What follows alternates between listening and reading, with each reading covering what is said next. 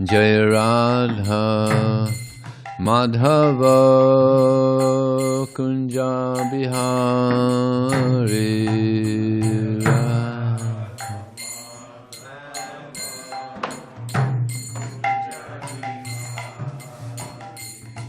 Jaya Radha Madhava Kunja Bihari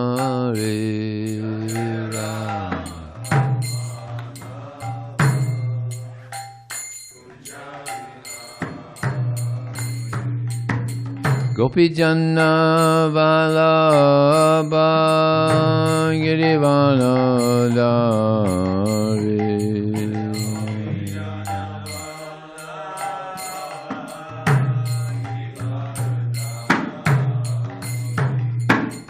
Gopi Janna Vallabha Girivanadari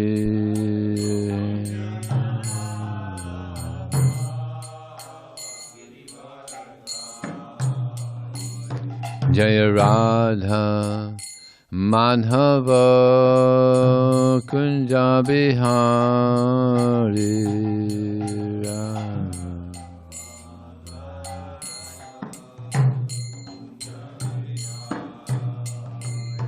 Jaya Radha Madhava Kunja Bihari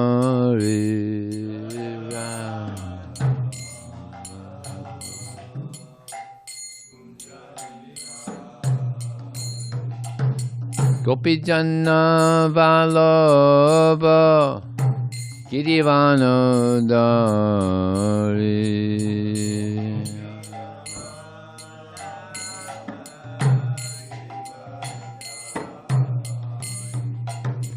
Gopi Janna Vallabha Girivanadari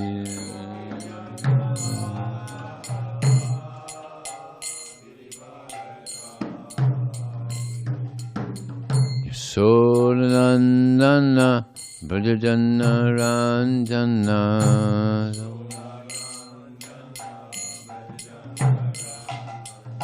Jasodanandana Brajajana Ranjana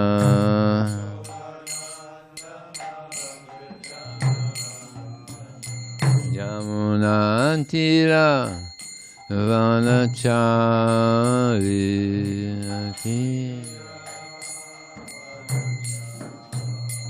Yamunatira Vanachari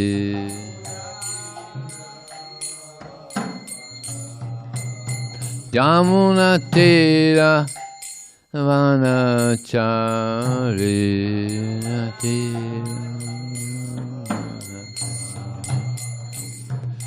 Hare Krishna, Hare Krishna, Krishna Krishna, Hare Hare, Hare Rama, Hare Rama, Rama Rama, Hare Hare.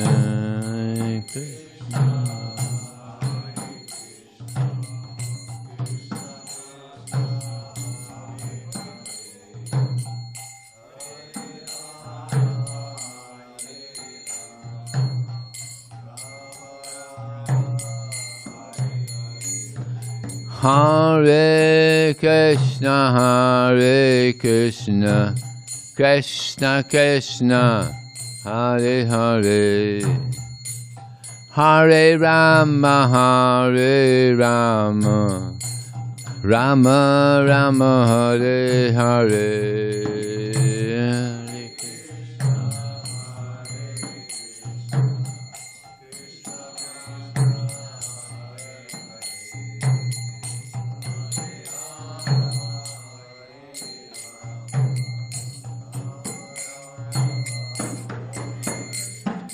Hare Krishna, Hare Krishna, Krishna Krishna, Hare Hare, Hare Rama, Hare Rama, Rama Rama, Hare Hare. Krishna.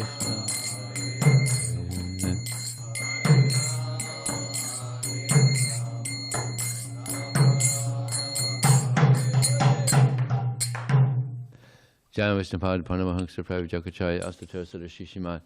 His Divine Grace, Srila A.C. Bhaktivedanta Swami, Srila Prabhupada ki, Ananda Gaura Vaishnava ki jai, Namacharya Srila Haridas Thakur ki jai, ISKCON Founder Acharya Srila Prabhupada ki jai, Prem Sikha Host Sri Krishna Chaitanya Prabhu Nityananda, Shri Advaita Gadadhar, Shri Vasudeva Gaura Bhaktivinoda ki jai, Shri Shri Radha Krishna Gopinath Shamakun Radhakun Giri Govardhan ki jai, Shiva Navanam ki jai, Shri Maya Panavdam ki jai, Ganga Maya ki jai, Jamuna Maya ki jai, Tulsi Devi ki jai, Bhakti Devi ki jai, Somaveda Bhaktivinoda ki jai, Transcendental Book Distribution ki jai, Harinam Sankirtan ki jai, Gau Premanandi, all glorious some devotees, all glorious some devotees, all glorious some devotees, all glories to Shri Guru and Shri Gauranga.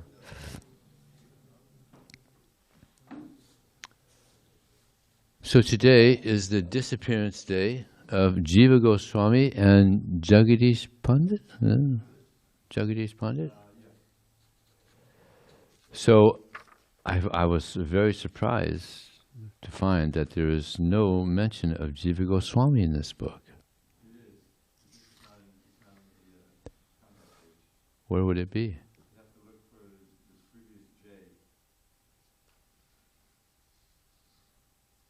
Previous J. Okay, Srila Jiva Goswami's Samadhi. Is that where it is? Well, you have a table of contents, right? Yeah. And like, look at Jagadish Pandit. Well, but I was looking for Jiva Goswami. I know, but if you find Jagadish Pandit as a page number, go to that page number, and then the next entry should be Jiva Goswami, I believe. Nope. Not there, huh? Nope. Well, it's not in where it should be. Anyway, we'll see if it's on page 17 with the Samadhis. How about after Jaya Goswami? Nope, it's not there. After Jaya Day, J-A-Y-A. No, it's not there. All right, so you're over here.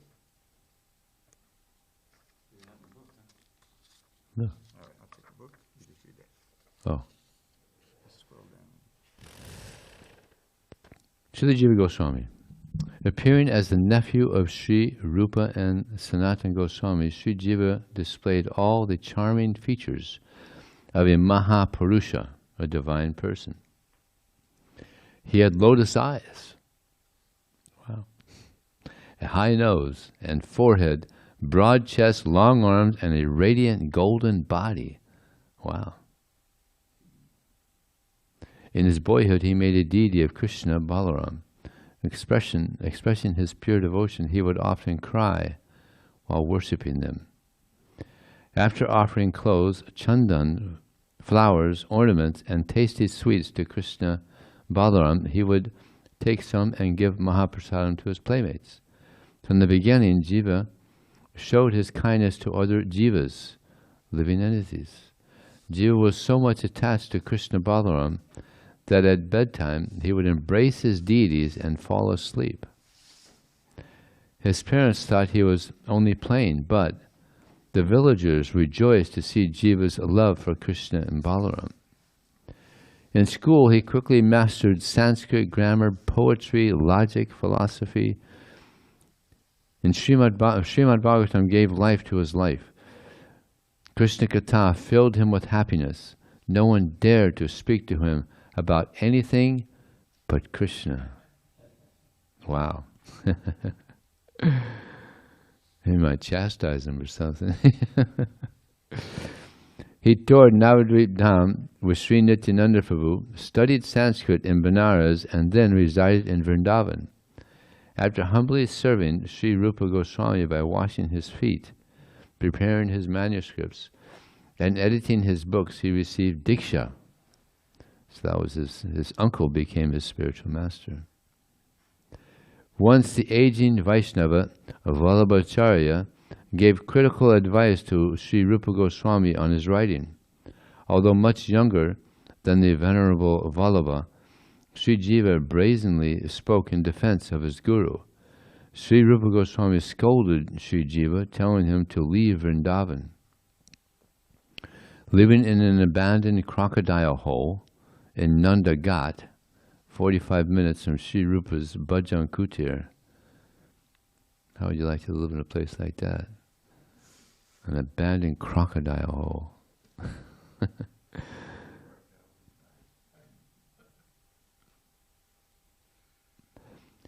He began fasting after being sent away.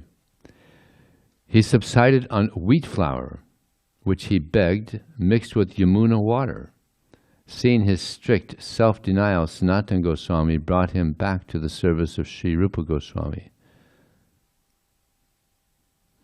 So it's described that Sanatana Goswami said that a devotee is Jivadoy. It's not much in here. He said that to Rupa Goswami. And Jivadoy means merciful to the Jivas. So be merciful to Jiva. So he invited him back. Srila Prabhupada once commented on this guru-disciple pastime. Sri Rupa Goswami cast out Jiva Goswami to teach us, the devotees of today, a lesson. It was not done to teach or punish Sri Jiva Goswami, who was a perfectly liberated eternal associate of Lord Krishna. Now the way I heard it was this person came and he was challenging. He challenged Rupa Goswami. It's not mentioned here. He challenged Rupa Goswami and Sanatana Goswami. It was like, that was like the big thing. Like here in America, there's, boxing or now ultimate fighting. That's a big, that's the big competition amongst individuals. But there it was scholarship. That was the big thing. Debate, yeah. So there were these big Vijayas that go around and debate people, and if someone lost, it put your sign, signature there. You lost. So he went to Vrindavan and he challenged Rupa Goswami to a debate, and said, "No, I'm not interested." "No, then you sign your name." "All right," put his name there. He went to Sanatana Goswami. "You want to debate?" "No, I'm not interested." Because they're not. This is a big false ego thing, They had no ego, so it wasn't a big deal with them. "All right, I'll put my name there." Yeah, wasting time. So then he went to Jiva Goswami and said, "You want to debate?" I just got the signatures of your uncles. You want to debate?" And so he thought, "Oh, this rascal, he just wanted to teach him a lesson." So he debated and just smashed him. Just annihilated him. And he walked away very humble. But then Rupa Goswami, he wasn't very pleased. Wasting your time with this guy. So he sent him away. Rupa Goswami sent Jiva Goswami out of Vrindavan to teach us all Jivas what he wrote in Upadeshamrita, Vacho Vegam, Manasakroda Vegam, Jiva Vegam, Urdhakasta Vegam. At all times, a devotee should control his tongue, his speech, and always remain humble.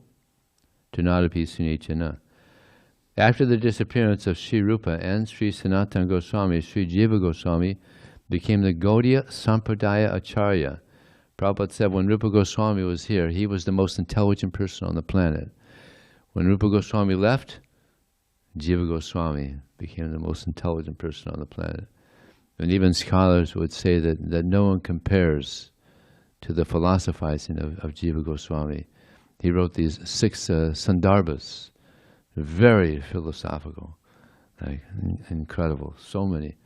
I think it's described that between the two of them, they wrote 500,000 verses, Rupa and Rupa and Jiva Goswami. Yeah, a lot. They did a lot of writing.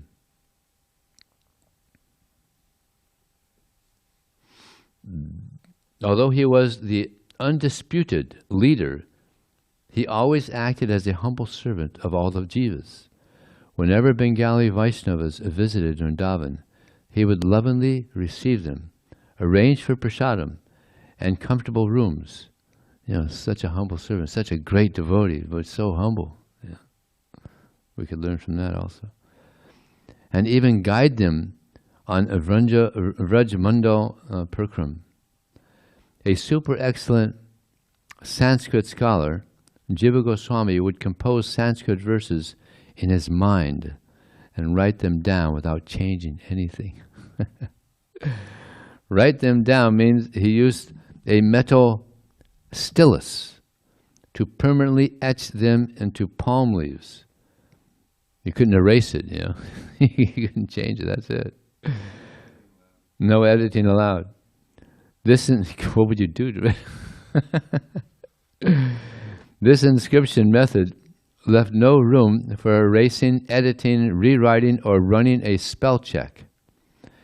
Yet each verse was a priceless gem of perfect meter, rhythm, poetry, and meaning. Whew. He was the greatest philosopher in all of Indian history. Contemporary Sanskritists call him the greatest scholar who ever lived. Wow. Srila Jiva Goswami was the youngest but most prolific writer amongst the Goswamis. He's also the last one that went to Vrindavan. He wrote an astounding, he wrote an astounding 500,000, just him alone. He wrote 500,000 verses, about 25 books. His books prove that Sri Chaitanya's philosophy gives the essence of Vedic wisdom and the perfection of religion.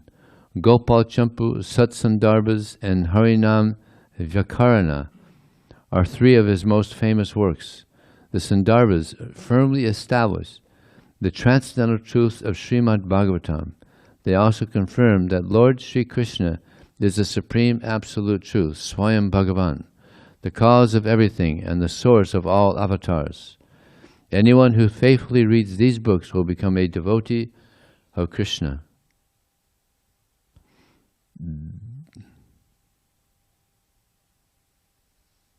Actually, Sri Jiva Goswami, named Jiva, is very interesting when considered in the light of the Bhagavad verse. Ahastani sahasthanam apadhani chatuspadam jivo jivasya jivanam. Animals without hands are food for those with hands. Those without feet are food for the four-legged. Everywhere, one jiva, living entity, is food for another. Another meaning of jiva is one who gives life to others. So the spiritual knowledge given by Jiva Goswami in his 25 books gives life to all the devotees. Now, Jiva Goswami ki jai. And now we have Jagadish Pandit. We need that. Yes. Oh. 92. He lived, no, it's 97 actually. He was 97. Yeah, lived a long life. And he's actually the father of the Sankirtan movement, because he arranged for Narottam, Shyamananda, and Srinivasacharya to bring all the Goswami's books to Navadvip. You know, so that was the first Sankirtan party. So they could get copied, yeah. These are the only copies. So now we're distributing Nectar of Devotion and book distribution by the mercy of Jiva Goswami. If they would have just stayed there, we'd have never seen it. Such nectar, you know, Nectar of Devotion, Upadeshamrita, so many books. So here, this is about Jagadish Pandit. Jagadish Pandit was the savior of the world. There's many saviors of the world. He was a monsoon cloud of Krishna prema, pouring showers of mercy upon everyone. That's from the Chaitanya Charitamrita. Jagadish Pandit and his brother Mahesh lived near Jagannath Mishra in Sridham Mayapur. One Ekadasi day, baby Nimai was crying constantly. He stopped after taking Mahaprasadam rice in Jagadish Pandit's home. Then, now they're the father and uncle of Raghunath Das Goswami. Yeah. Then Nimai performed a miracle. Jagadish Pandit swooned in ecstasy upon seeing baby Gauranga manifest a beautiful form with a monsoon cloud blue complexion, shining like lightning, and adorned with a shimmering peacock feather. After moving to Sri Kshetra Dham, Jagannath Puri, Lord Gaurachandra asked Jagadish to come help spread the Harinam Sankirtan movement. Taking Lord Jagannath's permission, Jagadish Pandit took a deity of Jagannath back to Nadia to worship in his village of Yoshara. In Krishna Lila, Jagadish Pandit serves as a dancer Chandrahasa, or a Nagapatni, wife of Kaliya. Jagadish Pandit ki jai. And now Srimad Bhagavatam. Om Namo Bhagavate Vasudevaya. Om Namo Bhagavate Vasudevaya. Om Namo Bhagavate Vasudevaya. Yavan Mano Rajasa Purusasya Satvena Va Tamasa Vanurudham Chitobir Akutabir Atanoti Nirakusham Kushalam Chetaram Va Yavan Mano Rajasa Purusasya Satvena Vatamasa Vanurudham Titobir Akutibir Atanoti Narankusham Kushalam Chetaram Va Yavan Mano Rajasa Purusasya Sadvena Vatamasa Vanurudham Chotobir Akutirbir Atanoti Narankusham Kushalam Chetaram Va Yavan Mano Rajasa Purusasya Sadvena Vatamasa Vanurudham Chitobir Akutibir Atanoti Narankusham Kushalam Chetaram Va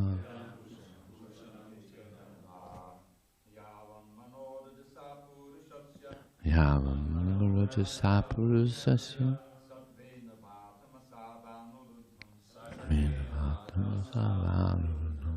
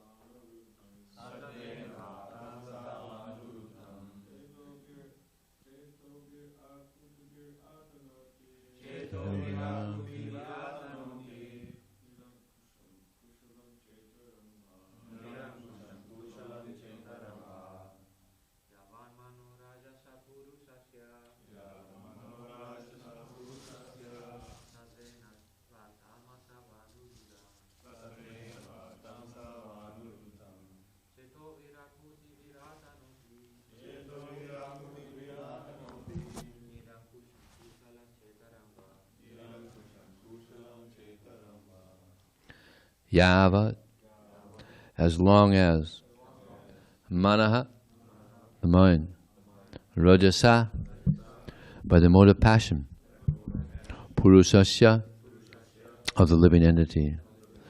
Sattvena, by the mode of goodness.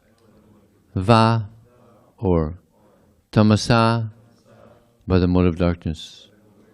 Va, or anurudham, controlled.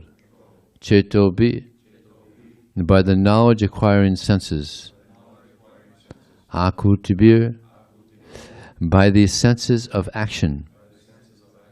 Atanoti, expands. Nirankusham, independent like an elephant, not controlled by a trident. Kushalam, auspiciousness. Cha, also. Itaram, other than auspiciousness, sinful activities. Va, or. Translation and purport by His Divine Grace, Srila Prabhupada Ki Jaya. As long as the mind of the living entity is contaminated by the three modes of material nature, goodness, passion, and ignorance, his mind is exactly like an independent, uncontrolled elephant. It simply expands its jurisdiction of pious and impious activities by using the senses. The result is that the living entity remains in the material world to enjoy and suffer pleasures and pains due to material activity. Purport. In Chaitanya Charitamrita it is said that material pious and impious activities are both opposed to the principle of devotional service. Devotional service means mukti, freedom from material entanglement, but pious and impious activities result in entanglement within this material world. If the mind is captivated by the pious and impious activities mentioned in the Vedas, one remains eternally in darkness.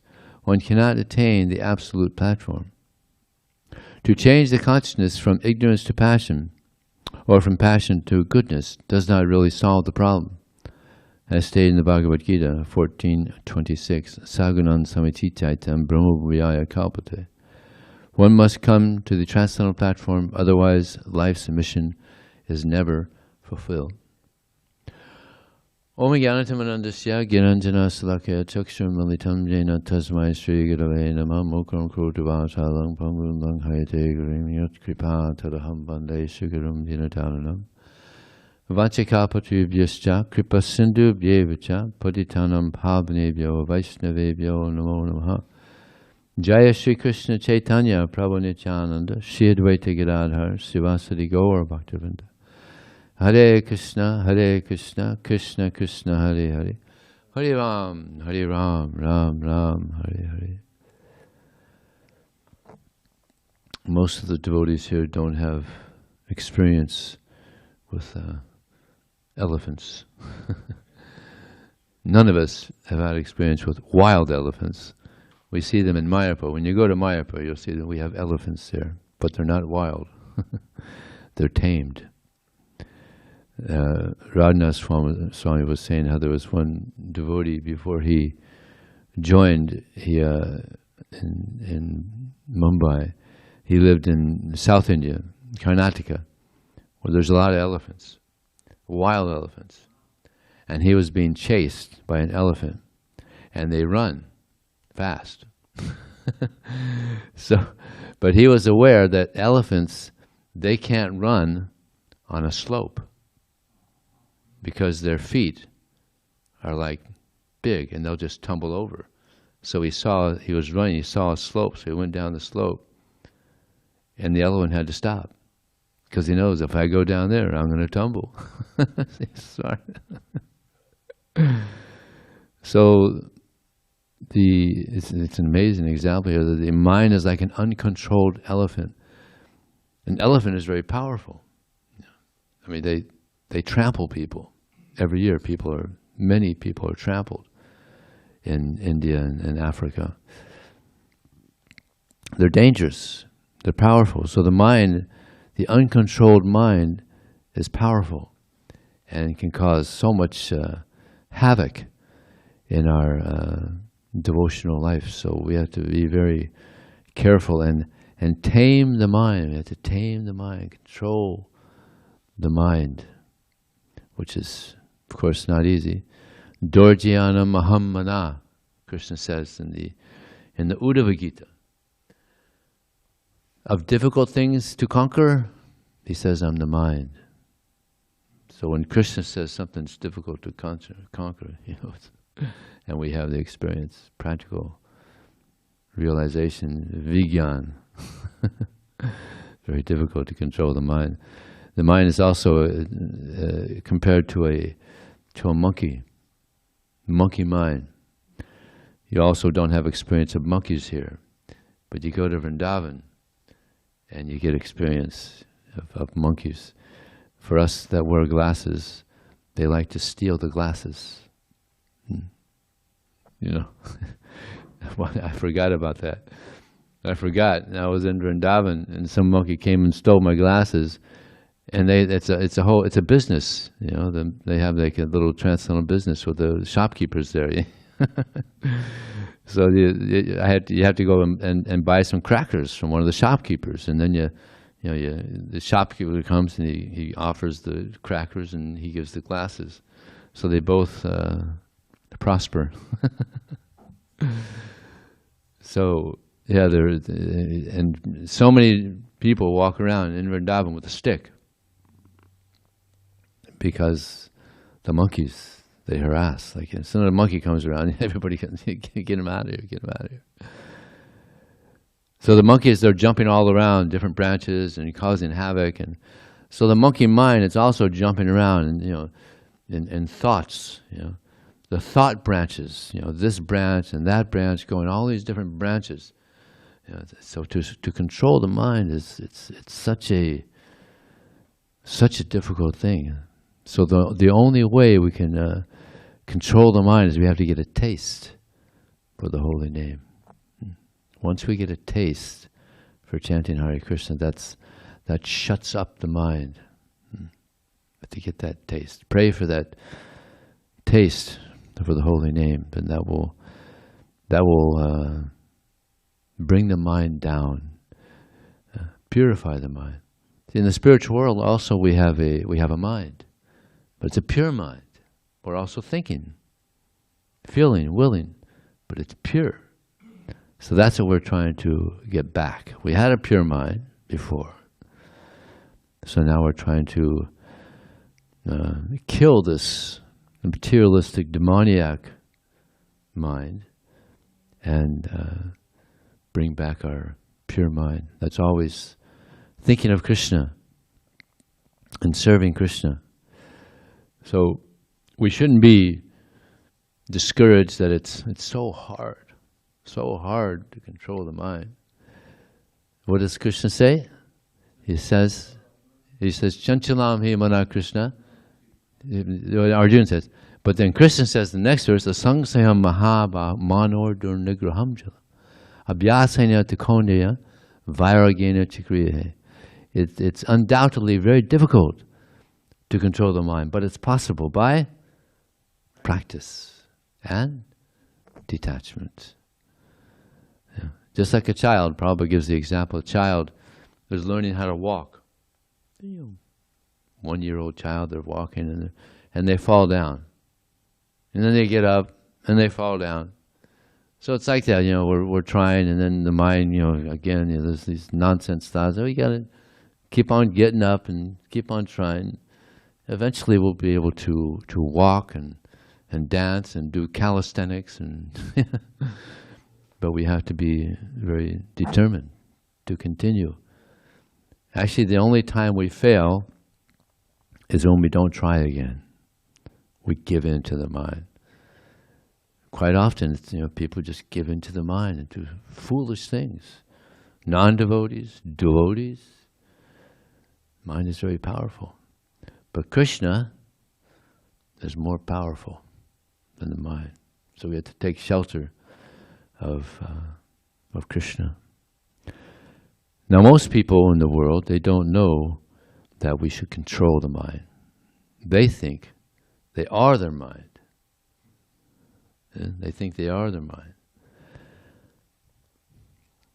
And then we tell them, actually the mind can be your enemy, or it can be your friend. They never heard this before. When is the mind the enemy? The mind is the enemy when we do things that are not conducive for ourselves, that are not favorable for ourselves. Yeah. That's when the mind is, and when the mind is our friend, when we're doing things that help us to grow spiritually. So Prabhupada has kindly set up this sadhana bhakti, so that all we have to do is follow what he set up, and we'll be successful. Just we have to be patient and determined, and Krishna will help us.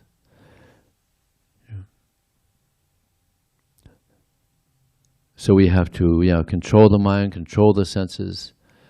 The non-devotees, they don't understand that they're not their mind, they're not their body, they're not their senses.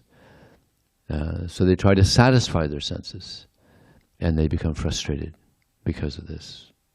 Matirna Krishna paratasvatova mito vipyate grihavatanam adanta govir vistitam matisma panapanas charvata charvanenam. It's a little tongue twister. So, because of their uncontrolled senses, persons too addicted to materialistic life make progress toward a hellish condition of life and continually chew that which has already been chewed. Their inclinations toward Krishna are never awoken by their own desire, by the desire of others, nor by a combination of both. So, Prabhupada gives the example of in India, they chew sugarcane, and someone chews it. Let's say someone chews it, and then he spits it, leaves it off to the side, throws it away, and then someone comes by, hey, sugarcane, maybe there's something still left there, and he picks it up and he chews it. Try to get some little juice out of there. Of course, here we don't have sugarcane, but there's bubble gum. There's gum. So imagine someone's chewing gum, and chew all the sweetness out of it and throw it down, and then someone else comes by and says, hey, maybe there's still some sweetness there. And he picks it up and chews it. It happens. It happens. But chewing the chewed, how horrible, how disgusting, right? It's dirty, moochy. Yeah. But people are, again and again, chewing the chewed, trying to get more and more pleasure from material life. But there's no pleasure. It's just trying to become free of the suffering that they're experiencing. But the way to become free of the suffering of material existence is to engage in devotional service. And here in the verse, or in the purport, Prabhupada mentions that devotional service means mukti, freedom from material entanglement. But pious and impious activities result in entanglement within this material world. So someone may ask, well, how is pious activities entangle one in this world? Well, if we do pious activities, then we have to come back and receive the results. So that means we have to stay in the material world again, trying to get the results of the pious activities. But devotees only want to engage in pure activities. This is what we're aspiring for. Mangchavyo bhyavitarena bhakti yogena sevate. That one who engages in full devotional service, it transcends the modes of material nature. Just like here in San Diego, there's so many radio stations, and the antennas, you probably noticed, are always on top of the hill. Why? So that the frequency will be able to go far and wide. If it's not on the hill, it's going to get blocked by other hills or buildings, so it's always on the very top in the city, so the frequency can go far and wide. So if we want to connect to Krishna, we have to rise above the modes of nature. If we're within the modes of nature, then it's very difficult to connect to Krishna, because the modes of material nature are contaminated. So this process helps us to rise above the modes of nature and connect to Krishna. And by this connection to Krishna, we experience what everyone is searching for. Bliss, happiness. Yeah. This is where it's at. This is the real thing. Coke is not the real thing. Devotional service is the real thing. And this is, actually this is what the soul is searching for. People are going all over the world, everywhere, looking for some type of happiness, trying to squeeze some happiness out of the material nature, but they're not going to find it. It's all frustration. But if they find Krishna, then they're satisfied, completely satisfied. Krishna Bhakti Nishkama At Eva Shanta Bhukti Mukti Siddhikami Sakali Ashanta. So the Krishna Bhakta is very peaceful, very happy. Why? Because he doesn't want anything in this world. Like Lord Chaitanya said, not dhanam, not janam. I don't want wealth. I don't want followers. I don't want beautiful women. Then what do you want? And this is what everybody wants, right? Money, followers, beautiful women. This is what everybody wants. If you don't want that, what do you want? Mama Janmani Janmani Ishvare. Pure devotional service, loving service to Krishna. Birth after birth, not even liberation. So this is what we're aspiring for, this golden goal, the highest goal. But it doesn't come cheaply. If you want something cheaply, then you get something cheap. It's like I met some person day before yesterday.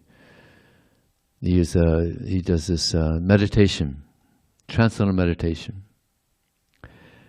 And he said he'd been doing it for 25 years. I said, yeah, I also did this transcendental meditation. But then I found this mantra here, the Hare Krishna mantra. And I found it to be much more powerful, much more purifying, much more beneficial for me. And so I asked him, how much did you pay for your mantra? He said he paid like $600, 25 years ago. Now, he said it cost $1,200. Such rascals. He said he went to one of the meetings there, and they said, well, you're not chanting the mantra properly. So we'll teach you how to chant it properly, and it'll cost you $500. I was amazed. These guys are such businessmen, It's a multi-business, multi-million-dollar business, just cheaters. So I told them, these guys are just cheaters, Don't pay them any money to show you how to chant properly. These guys are cheaters. And you go to India, no one ever pays for a mantra. It's unheard of, isn't it? It's unheard of, paying for a mantra. It's just ridiculous. But in the West, we're so naive. We don't know. Pay for everything. In the West, we pay for everything. So, yeah, this is the process of Krishna consciousness, of hearing the message of Krishna, chanting the message of Krishna, chanting the names of Krishna, and trying to get others to also chant the names of Krishna. And that's what book distribution is about. The Brihat Mridanga, we're giving people the holy name of Krishna in the form of Prabhupada's books. And people are learning to chant Hare Krishna. And I have a few highlights from the marathon. If you'd like to hear some highlights from this last marathon, I was speaking to Mahotsaha. And he said that he was distributing in Atlanta. It started raining. So they all went down, and it looked like it was going to rain for quite a few days. They all drove down to Orlando, distribute books down in Orlando. So they were distributing books in Tampa and Orlando. And when he was in Tampa, he said it was a little slow, so he started praying to Krishna. And within a few minutes, he sold 2 Srimad Bhagavatam sets. One gave 350, the other one gave 450. Within a few minutes. I'm like, what? They didn't know anything about Krishna before they met him. Yeah. 18 volumes. That's like unbelievable. And he was distributing. He approached one person. He said, "Oh, I'm an atheist. I'm not interested in these books." So he said, "Well, at least give a donation." He said, "All right." And I like big donations. He said, "All right." So he opened up his wallet, and he gave him everything he had. So Mahotsaha, he gave him a Saptarisi, 7 books. He said, "What am I going to do with these? I'm an atheist." He said, "Well, give them to your worst enemy." He said, "All right."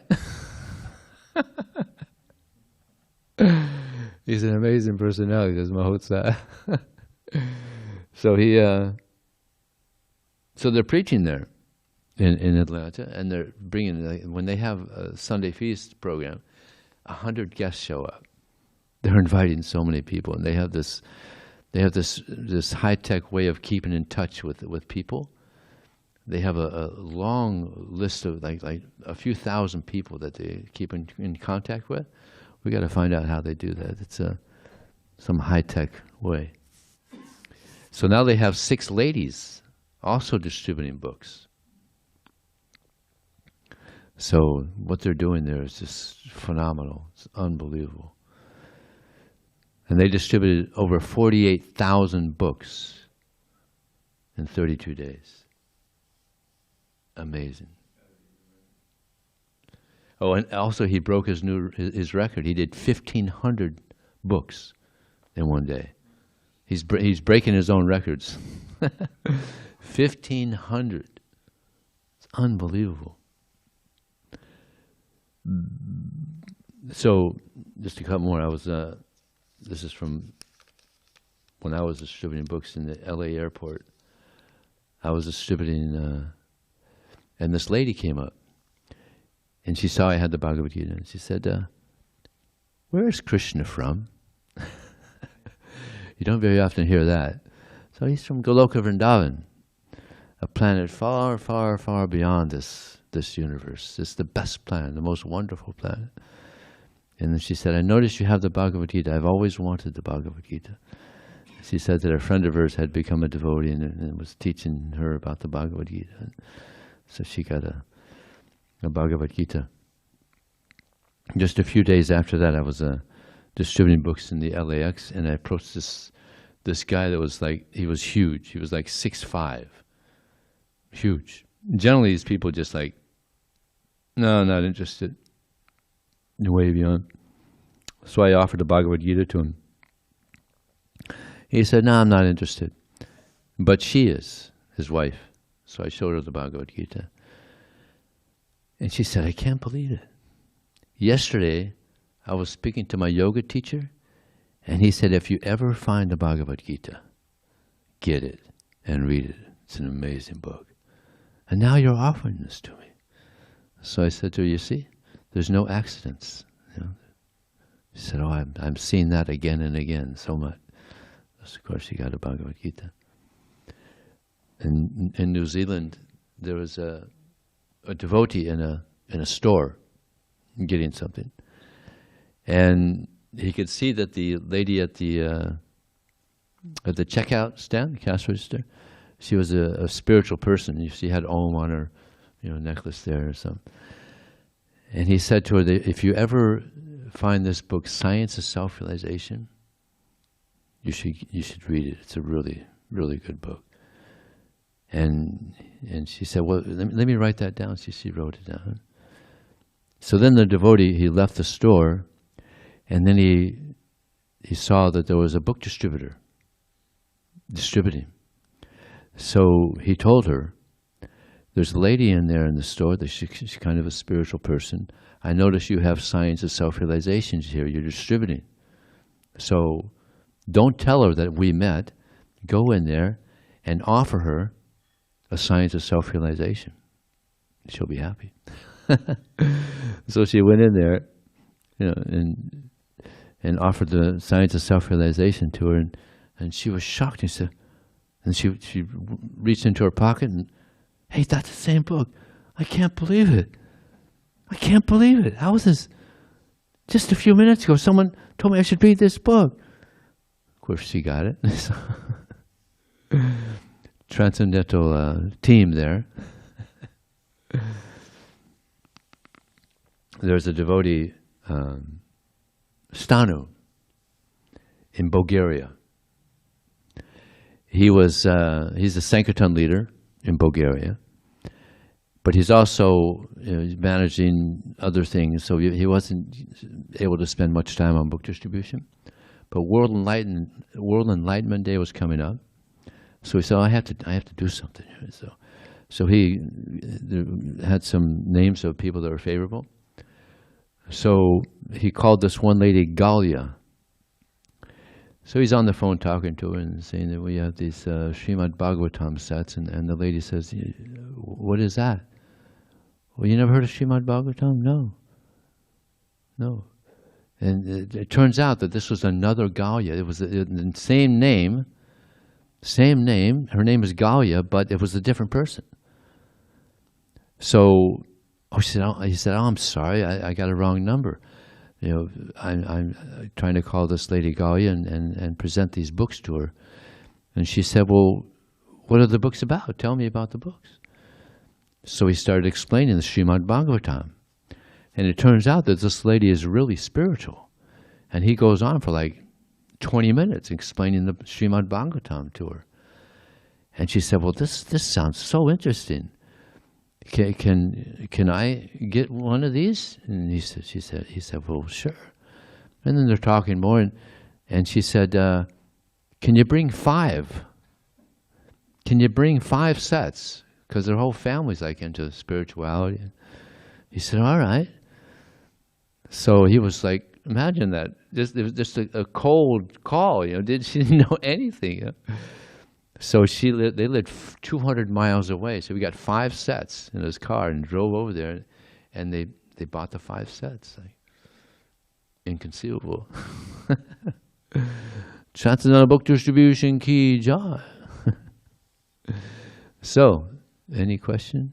Or Hare Krishna. Hare Krishna, Vijaya Krishna Prabhu. We have an in-house question here. Yes, I can wait, no problem. Okay. I just wanted to comment on the acting in the mode of goodness. It was said to me recently that no good deed is left unpunished. No good deed is left unpunished. So even you do a good deed, and you have to come back and get the good results. That's also, it's like a punishment because you have, interesting. And also what you were saying about the antennas, the term for the reason they're up high is triangulation. Now we have the term triangulation. Krishna. So we have to connect to Krishna. We have to rise above these modes, connect to Krishna. Our hope, our only hope, connection with Krishna. Okay, Devita Prabhu has something to say or a comment. Zoom. The pious activities thing. Yeah. Prabhupada makes a point here, mind is captivated by pious and impious activities mentioned in the Vedas, one remains eternally in darkness. So, because the context, if you remember, that he was talking about Yamyavam Pushpitam Vacham, the flowery word of the Vedas, and you think there's nothing more than that. So that's karma kanda, fully holy material going to heaven like that. So that's what the context is. But there's also the verse in the Gita, Yesham Pandagatam Papanjan, Punya Karmanam. So there's different kinds of punya. If your motive is truly material, then you're going to go to heaven if but you're not getting out of the material. But there's also, what is it, bhakti unmukhi sukriti. There's pious activity that leads to bhakti. It's like someone will come and they want to do some service. They don't know much about us, but they like us. Pious people, they'll sweep the patio or something, and that's it. But I want to go inside. Maybe the cult will get me something. But they want to do something. And so, but that's very good, and it leads to them getting a book or, you know, meeting somebody. So that's a pious activity that's good, and Krishna talks about that in the Yeah. Gita. Now also Prabhupada mentions that the cowherd boys had performed many pious activities. Now some of my, and I mentioned that in a class one time in LA, and they said, wait, pious activities, this is mode of goodness. But yeah, like you say, there's transcendental pious activities. Yeah. You're doing pious activities with the intention, just like the gopis, they're worshiping Katyayani. Yeah. It's a pious activity. Why? To get Krishna. Yeah. So yeah, thank you for that. Okay, Vijay Krishna, Prabhu, you're on. Yeah. Yes, Vijay Prabhu, thank you very much. You're very kind. Related to the verse you chose for today, 5:11:4, the quote from the purport is as follows, quote, "If the mind is captivated by the pious and impious activities mentioned in the Vedas, one remains eternally in darkness. One cannot attain the absolute platform," end quote. So my question is, why is it that Vedic knowledge compares the material world to darkness and the absolute platform to light? So why is say it again? Why is it that the Vedic knowledge compares the material world to darkness and the absolute platform to light? Because in the material world, quite often there's darkness. You know, people in ignorance under the modes of material nature, and that's spiritually speaking. But even Prabhupada mentions that without the sun, this world is just darkness. So you could look in that way also. That people are so much interested in sense gratification and foolish activities. So this is darkness. And spiritual activities, if someone engages in devotional service, then one reaches the absolute platform beyond the modes of material nature. So this is devotional service means light. One enters into the light of life.